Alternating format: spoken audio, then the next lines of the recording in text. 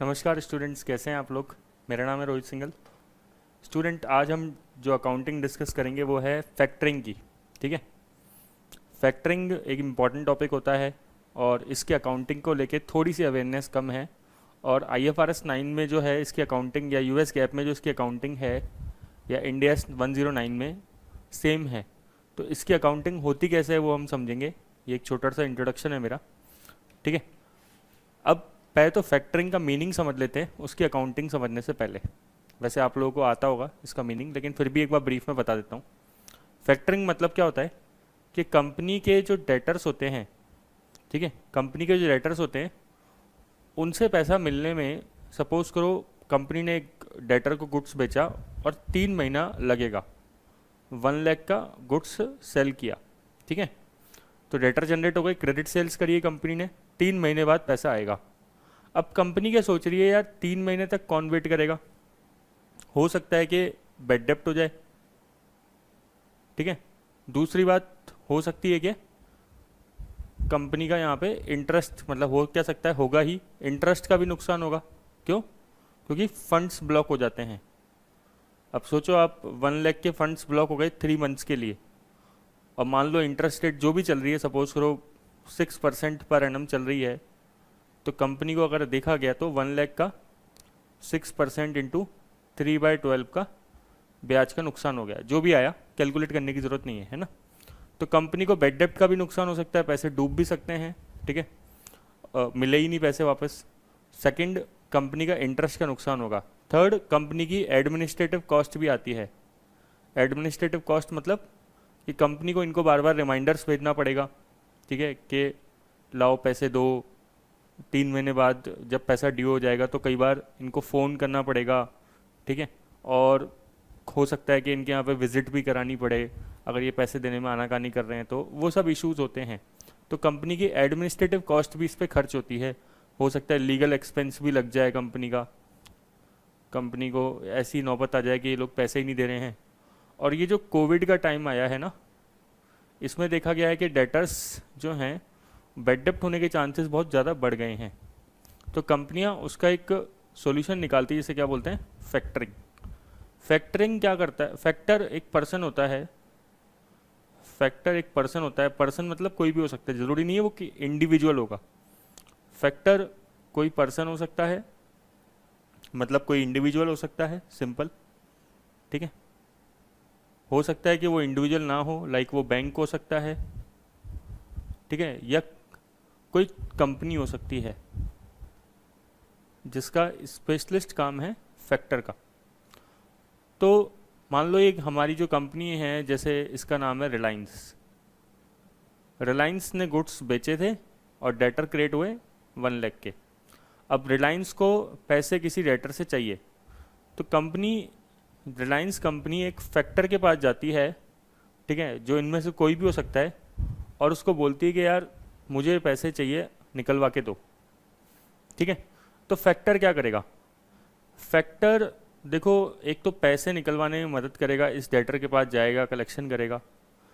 सबसे मेन काम क्या होता है कंपनी, मतलब जो रिलायंस को अच्छा लगेगा, सबसे मेन काम कि फैक्टर फाइनेंस का भी काम करता है। इंपॉर्टेंट वर्ड है, फैक्टर काम क्या करते हैं, फाइनेंस के भी काम करते हैं। फाइनेंस जब भी हम वर्ड बोलते हैं, इसका क्या मतलब होता है कि फैक्टर एक तरीके से लोन देने का भी काम कर रहा है, hand to hand he.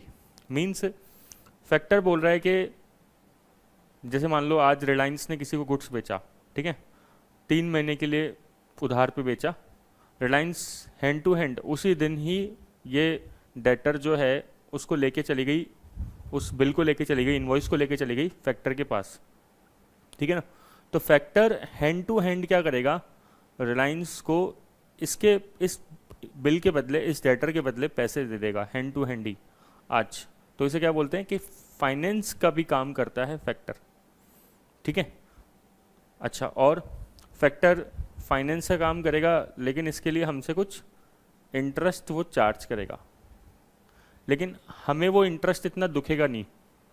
Factor मान लो जैसे हमें 1 लाख जो है लोन दे रहा है, हैंड टू हैंड बोल रहा है कि आप लोन ले लो हमसे आज की आज 1 लाख का। ठीक है। फैक्टर ने ये रिलायंस को पैसे दे दिए डेटर्स के बदले, तो रिलायंस को ये दुखेंगे नहीं, ठीक है ना। और रिलायंस थोड़ा सा इस पे, इस 1 लाख के लोन पे इंटरेस्ट भी देने के लिए तैयार रहेगा। बताओ क्यों? वो इसलिए क्योंकि अगर मान लो ये फैक्टरिंग नहीं कराते तो चलो लोन का इंटरेस्ट नहीं लगता, फैक्टर को लोन का इंटरेस्ट नहीं देना पड़ता, लेकिन डेटर्स में तो फंड ब्लॉक रहते ना। तो डेटर्स में फंड ब्लॉक हो रहते तो इंटरेस्ट का लॉस तो हो रहा होता। समझ गए बात? अपॉर्चुनिटी लॉस तो हो रहा होता, अपॉर्चुनिटी लॉस तो हो रहा होता। मतलब इंटरेस्ट तो देखो जाएगा, ब्याज का नुकसान तो होगा। अगर मान लो आप सिंपल ऐसे समझो, अगर मान लो आपने डेटर्स क्रिएट कर रखे हैं 1 लाख के और आप 3 महीने बाद डेटर से पैसा लोगे तो भी पैसे 3 महीने के लिए ब्लॉक हैं। और अगर आप डेटर को हैंड टू हैंड फैक्टर को दे दो और फैक्टर उसके बदले आपको लोन दे दे और वो 3 महीने का इंटरेस्ट चार्ज कर ले तो भी आपका ब्याज लगेगा। समझ रहे हो? ब्याज दोनों केस में लग रहा है। फर्स्ट केस अगर आपने डेटर्स का वेट किया बिना फैक्टर के, ठीक है ना, डेटर्स का वेट किया कि भाई पैसा आएगा, 3 महीने का ब्याज तो भी लग गया एक तरीके से, फंड्स ब्लॉक हो गए तो अपॉर्चुनिटी कॉस्ट। अदरवाइज अगर मान लो फैक्टर आया, फैक्टर ने आपको उसके ऊपर फाइनेंसिंग कर दी तो भी आपका 3 महीने का ब्याज तो लगेगा, ठीक है। बस हाँ, ऊपर नीचे हो सकता है ब्याज की रेट कम ज़्यादा हो सकती है, हो सकता है फैक्टर 1% ज़्यादा चार्ज कर ले। समझ में आ रहा है? तो फैक्टर क्या चार्ज करेगा? इंटरेस्ट चार्ज करेगा, बट इंटरेस्ट हमारा यहाँ पे भी लगता है। और फैक्टर क्या चार्ज करता है? फैक्टर कुछ अपना कमीशन चार्ज करेगा। भाई वो इतनी मेहनत करेगा तो वो कमीशन चार्ज करेगा। तो फैक्टर क्या करता है जनरली कि इंटरेस्ट और कमीशन काट के हैंड टू हैंड पेमेंट कर देता है। सपोज करिए 1 लाख के डेटर्स हैं तो फैक्टर क्या करेगा, मान लो खुद का कमीशन और ब्याज दोनों काट के आज की आज, अभी की अभी 95,000 रिलायंस को दे देगा। समझ में? अब हमें पढ़नी है इसकी अकाउंटिंग कि सर अकाउंटिंग क्या होगी। लेकिन जब हम फाइनेंशियल मैनेजमेंट के हिसाब से बात करते हैं तो हम क्या चेक करते हैं कि कॉस्ट चेक कर लो और बेनिफिट चेक कर लो। कॉस्ट क्या होगी फैक्टर की, कि अगर मान लो आप फैक्टर नहीं कराते, कंपनी अगर फैक्टर नहीं कराती तो बैड डेप्ट्स होने के चांसेस थे, इंटरेस्ट का नुकसान होता और खुद एडमिनिस्ट्रेटिव कॉस्ट बियर करनी पड़ती। तो ये कॉस्ट होती, लेकिन ये कॉस्ट सेव हो जाएगी। तो कंपनी कह सकती है कि ये हमारे लिए क्या है, एक तरीके से बेनिफिट है। और कंपनी को अब क्या कॉस्ट पे करनी पड़ेगी, ठीक है भाई, ये कॉस्ट सेव हो गई तो ये बेनिफिट हो गया। कॉस्ट सेव मतलब क्या होता है? बेनिफिट। अगर आप फैक्टरिंग करा लो तो ये सारी कॉस्ट नहीं लगेगी कंपनी की, तो ये सब बेनिफिट हो जाएगा। दूसरा क्या, लेकिन कंपनी को एक कॉस्ट पे करनी पड़ेगी खुद, क्या कि एक तो फैक्टर इंटरेस्ट चार्ज करेगा, कमीशन चार्ज करेगा, तो ये क्या हो गई कंपनी की कॉस्ट। चेक कर लो कि बेनिफिट ज़्यादा है कि कॉस्ट ज़्यादा है। अगर बेनिफिट ज़्यादा है तो फैक्टरिंग करवा लेनी चाहिए। लेकिन ये डिसीजन किसका होता है? फाइनेंशियल मैनेजमेंट का होता है। अभी हमारा मेन फोकस किस पे? अकाउंटिंग पे है कि सर इसकी अकाउंटिंग कैसे होती है वो बताओ आप। तो देखो अकाउंटिंग ये समझ में आ गई होगी आपको बात, सिंपल मेरे हिसाब से तो इसमें कुछ भी नहीं है ऐसा टेक्निकल, कि आपको चेक करना है कि अगर फाइनेंशियल मैनेजमेंट के हिसाब से बात करेंगे, फैक्टर अगर हम नहीं कराते तो कंपनी को क्या नुकसान पे होता। तो बेड डेप्ट का लॉस हो सकता है, इंटरेस्ट का ब्याज, इंटरेस्ट लग सकता है और एडमिनिस्ट्रेटिव कॉस्ट लग सकती है। 3 चीज़ें, मेनली 3 चीज़ें होती है। तो ये सब कंपनी का बच जाएगा अगर फैक्टर करा लिया तो, लेकिन कंपनी को ये 2 कॉस्ट पे करनी पड़ेगी। तो ये फाइनेंशियल मैनेजमेंट के अंदर डिसीजन लेती है कंपनी कि फैक्टरिंग कराए या नहीं कराएं। अगर आप ऑफिस में जाएंगे तो आप ऐसा डिसीजन लेंगे, ठीक है ना। और यही चीज़ मेनली CMA में, ACCA में, सब जगह पे कवर होती है फाइनेंशियल मैनेजमेंट के अंदर। बट अगर हम बात करें अकाउंटिंग की, तो अकाउंटिंग डिपेंड करती है कि यार फैक्टर किस टाइप का है, फैक्टरिंग जो हो रही है वो किस तरह की फैक्टरिंग हो रही है। सर इसका क्या मतलब है? एक तो होती है फैक्टरिंग विद रिकोर्स और एक होती है factoring without recourse. With recourse और विदाउट रिकोर्स। रिकोर्स मतलब क्या होता है? रिकोर्स मतलब लौट के आना, आप हिंदी में समझ सकते हो, लौट के वापस आना। क्या मतलब है सर यहाँ पे इसका? मैं जानबूझ के हिंदी लिख रहा हूँ ताकि आपको थोड़ा ज़्यादा समझ में आए, है ना। क्योंकि इंग्लिश में तो क्या है, इन चीज़ों के वीडियोस मिल जाते हैं, ठीक है, वो भी एक आध मिलेगा फैक्टरिंग का आपको, बट हिंदी के अंदर अकाउंटिंग से रिलेटेड वीडियो नहीं है, अकाउंटिंग और FM से मिक्स से रिलेटेड। तो इसलिए मैंने जानबूझ के इस लैंग्वेज के अंदर अपने सिंपल लैंग्वेज में बनाने की कोशिश करी इसको। तो फैक्टरिंग विद रिकोर्स क्या होता है कि अगर कंपनी ने सपोज करो फैक्टर को बोला कि चल ठीक है, तू है ना 1 लाख रिकवर कर, अभी मान लो ये सब हटाओ उसको, ठीक है, 1 लाख है, 1 लाख मेरे को अभी दे जा, ठीक है, 1 लाख मेरे को अभी के अभी दे जा, 1 लाख या 95,000 जो भी है, सपोज करो 95,000 दे जाओ अभी के अभी। तो फैक्टर के मन में एक डाउट रहेगा ना, यार ये जो डेटर्स हैं इससे पैसे मिले या नहीं मिले 3 महीने बाद, ठीक है। अगर मिल गए तो पूरे के पूरे चलो 1 लाख ठीक है, तब तो फैक्टर ने यहाँ पे 5,000 कमा लिए, थोड़ा सा इंटरेस्ट उसका लग गया होगा क्योंकि उसने भी फंड जल्दी दे दिए ना। लेकिन अगर मान लो कुछ नुकसान हो गया, ये जो डेटर्स हैं इन्होंने थोड़ा सा पैसा देने से मना कर दिया, या फिर ये डेटर्स पूरे के पूरे बिखर गए, बोले हम कुछ भी नहीं देंगे, तो अगर फैक्टरिंग विद रिकोर्स है, ठीक है, विद रिकोर्स है, तो कंपनी जो है रिलायंस जो है वो बोल रही है फैक्टर को कि भाई अगर तेरे पास ये डेटर्स तेरे को पैसे नहीं देना तो मेरे पास आ जाना, मैं तेरे को पैसे दे दूंगी। समझ में आ रहा है? विद रिकोर्स में क्या है, फैक्टर को वापस फैक्टर वापस से कंपनी के पास लौट के आ सकता है, ठीक है ना, और आके बुरी खबर सुना सकता है कि भाई देखो डेटर ने पैसे नहीं दिए हैं और मैंने आपको ऑलरेडी 95,000 या 1 लाख जो भी थे वो दे दिए थे, तो अब आप वापस दो मेरे को, क्योंकि डेटर से तो मेरे को बाद में मिले नहीं पैसे। तो इसे क्या बोलते हैं, विद रिकोर्स, ठीक है। तो इसमें क्या होता है, बैड डेप्ट का रिस्क किसके पास है, बैड डेप्ट risk with company. Sir factoring without recourse में क्या होता है, फैक्टरिंग विदाउट रिकोर्स में के लौट के मत आना, चाहे कुछ भी हो जाए, ठीक है ना। मतलब बैड डेप्ट का रिस्क जो है, बैड डेप्ट का जो रिस्क है वो टोटली किसके पास रहेगा, वो टोटली रहेगा फैक्टर के पास रहेगा, ठीक है। तो फैक्टर क्या है यहाँ पे, थोड़ा सा रिस्क ज़्यादा बियर करता है, समझ रहे हो आप। फैक्टर यहाँ पे विदाउट रिकोर्स में रिस्क ज़्यादा बियर करता है। क्यों रिस्क बियर कर रहा है वो, क्योंकि उसको लग रहा है यार कि अगर मान लो डेटर्स पैसे नहीं देंगे तो मैं तो कंपनी के पास जा ही नहीं सकता, ठीक है ना। तो इस केस में फैक्टर जो है कई बार कमीशन जो चार्ज करता है वो थोड़ा सा ज़्यादा चार्ज करता है, हाई कमीशन ऑब्वियसली, ठीक है। और यहाँ पे क्या चार्ज करेगा, लो कमीशन। समझ गए ना रीज़न क्या है, क्योंकि बैड डेप्ट का रिस्क किसके पास है, यहाँ पे कंपनी के पास है, यहाँ पे बैड डेप्ट का रिस्क किसके पास है, फैक्टर के पास है, ठीक है।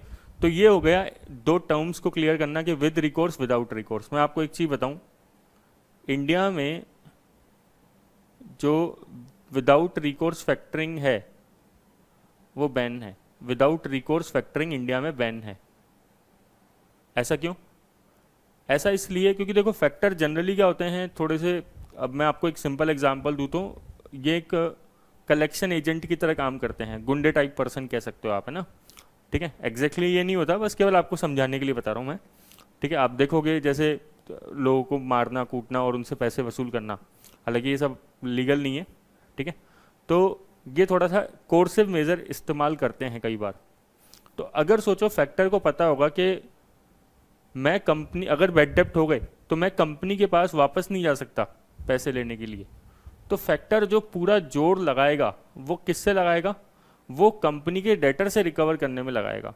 तो इस केस में थोड़ा सा वो ज़्यादा हार्श हो जाएगा, ठीक है, रफ हो जाएगा विद द डेटर्स, ठीक है ना, डेटर्स से थोड़ा सा हार्श और रफ हो जाएगा, ठीक है ना। समझ गए क्या मेरी बात को आप, ये मैंने थोड़ा सा आपका रिटेंशन पावर इंक्रीज करने के लिए बताया है कि विदाउट रिकोर्स में, क्योंकि देखो जो इसके ऊपर एक्ट भी बना हुआ है, फैक्टरिंग एक्ट करके, अगर आप इंडिया में बात करोगे तो फैक्टरिंग एक्ट 2011 या 14-13 ऐसे कुछ है, मीन्स ज़्यादा पुराना एक्ट नहीं है, ठीक है। इंडिया में ना फैक्टरिंग अभी तक बहुत ज़्यादा चलन में नहीं है, ये भी आप ध्यान रखना। सबसे ज़्यादा यूरोप में चलती है, एशिया में अच्छा चलता है, लेकिन एशिया में मेनली चाइना इसका कॉन्ट्रीब्यूटर है, ठीक है। और कोविड की वजह से फैक्टरिंग जो है काफ़ी इंक्रीज़ हो गई है, क्योंकि पैसा रिकवर करना थोड़ा सा मुश्किल हो गया है, तो कंपनीज अब फैक्टरिंग का यूज़ ज़्यादा लेती है। अब हम देखो इसकी मेन जो पॉइंटर डिस्कस करते हैं इसकी अकाउंटिंग, है ना। तो फैक्टरिंग विद रिकोर्स की देख लेते हैं और एक देख लेते हैं विदाउट रिकोर्स की, ठीक है। तो विद रिकोर्स में तो क्या हुआ कि 1 लाख के डेटर्स हैं सपोज करिए, और फैक्टर हमें आज पैसे दे रहा है, मान लो पूरे 1 लाख ही दे रहा है एक बार मान लो, ठीक है ना, सिंप्लिसिटी के लिए। तो हम क्या एंट्री करेंगे, bank account debit to liability account,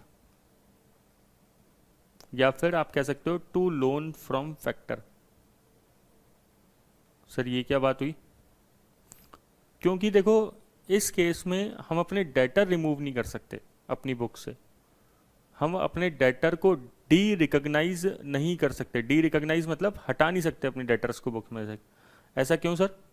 क्योंकि ये माना जाएगा कि फैक्टर ने यहाँ पे हमें क्या दिया है, लोन दिया है। ये फाइनेंसिंग जो हुआ है वो प्योरली मतलब ये फाइनेंस हुआ है एक, ठीक है ना। यहाँ पे डेटर्स सेल नहीं हुए, यहाँ पे डेटर्स की क्या हुई है, फाइनेंसिंग हुई है।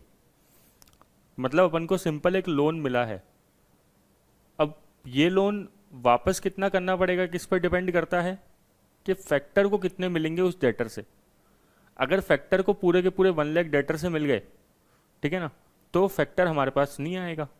लेकिन अगर मान लो फैक्टर को केवल 80,000 मिले, एग्जाम्पल लेते हैं 80,000 मिले, तो वो 20,000 हमसे बाद में रिकवर कर सकता है, ठीक है ना। फिर वो हमसे बोलेगा लाओ 20,000 आप हमें दो।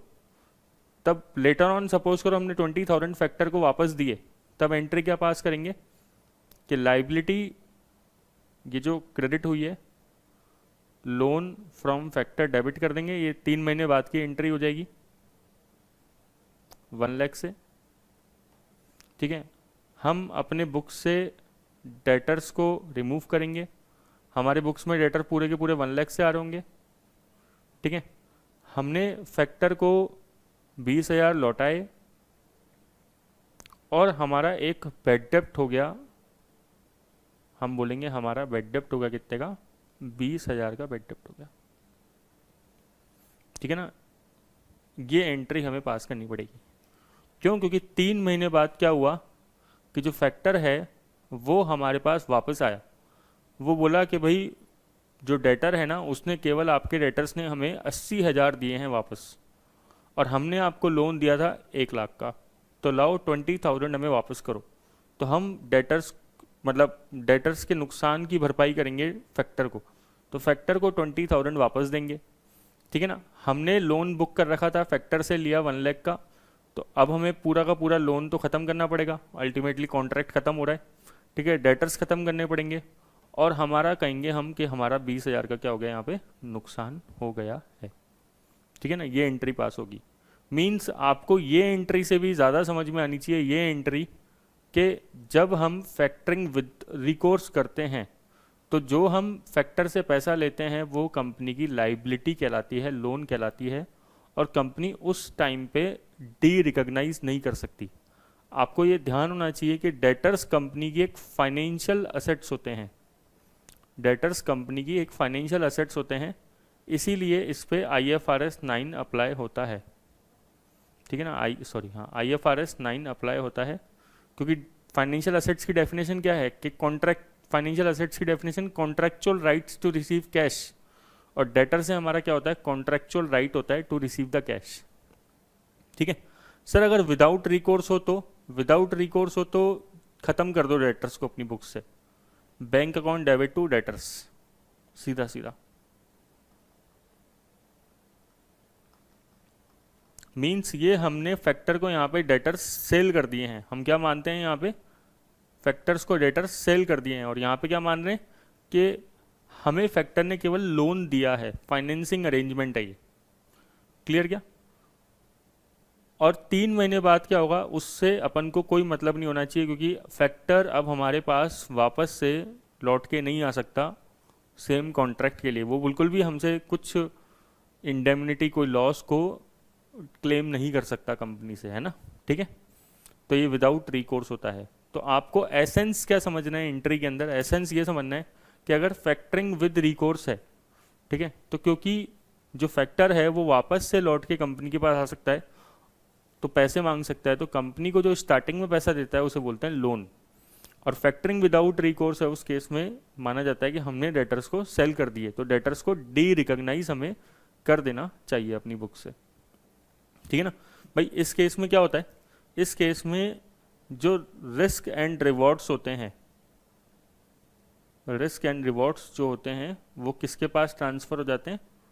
To the debtors, to the factor. जो रिस्क एंड रिवॉर्ड है वो ट्रांसफ़र हो जाते हैं to the factor. Substantial risk and reward मतलब ज़्यादातर risk and reward. Risk and reward मतलब क्या?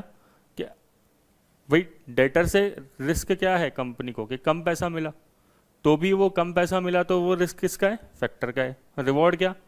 मान लो कि ऐसे तो कभी होता नहीं है, मान लो कि डेटर अगर 1,000 रुपये ज़्यादा दे दे, 500 रुपये ज़्यादा दे दे, तो भी वो रिवॉर्ड कंपनी को वापस नहीं मिलने वाला, वो फैक्टर ही रखेगा। ठीक है, तो होप कि आपको अकाउंटिंग समझ में आई हो फैक्टरिंग की।